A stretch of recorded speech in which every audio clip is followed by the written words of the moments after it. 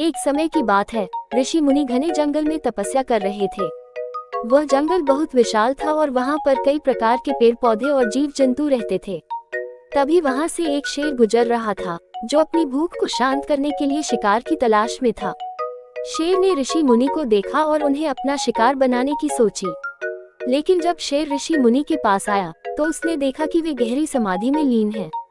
शेर ने सोचा कि यह आदमी तो बिल्कुल भी नहीं हिल रहा है, शायद यह मर गया है। लेकिन फिर भी उसने ऋषि मुनि को परेशान न करने का फैसला किया और वहां से चला गया। कुछ समय बाद शेर फिर से उसी रास्ते से गुजर रहा था। उसने देखा कि ऋषि मुनि अभी भी उसी अवस्था में बैठे हुए हैं। शेर ने सोचा कि यह आदमी तो बहुत ही अनोखा है, जो इतनी देर तक एक ही अवस्था में बैठा रह सकता है। शेर ने ऋषि मुनि के पास जाकर उनसे बात करने की कोशिश की, लेकिन ऋषि मुनि ने कोई जवाब नहीं दिया।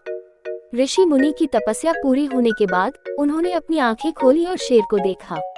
शेर ने ऋषि मुनि से कहा, हे महात्मा, आप इतनी देर तक कैसे बैठे रहे? आपको भूख नहीं लगी? ऋषि मुनि ने जवाब दिया, मैं अपनी तपस्या में लीन था, जिसमें मुझे किसी भी चीज की आवश्यकता महसूस नहीं हुई। शेर ने ऋषि मुनि से प्रभावित होकर कहा, महात्मा, आपकी तपस्या की शक्ति से मैं बहुत प्रभावित हुआ हूँ। कृपया मुझे भी कुछ ऐसा सिखाएं जिससे मैं अपनी भूख और आक्रोश को नियंत्रित कर सकूं। ऋषि मुनि ने शेर को समझाया, तपस्या और आत्मनियंत्रण के लिए तुम्हें अपने मन और शरीर पर नियंत्रण करना होगा। शेर ने ऋषि मुनि की बात मान ली और उनकी देखरेख में तपस्या करने लगा।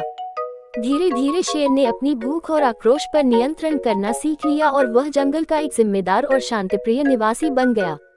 इस कहानी से हमें ये सीख मिलती है कि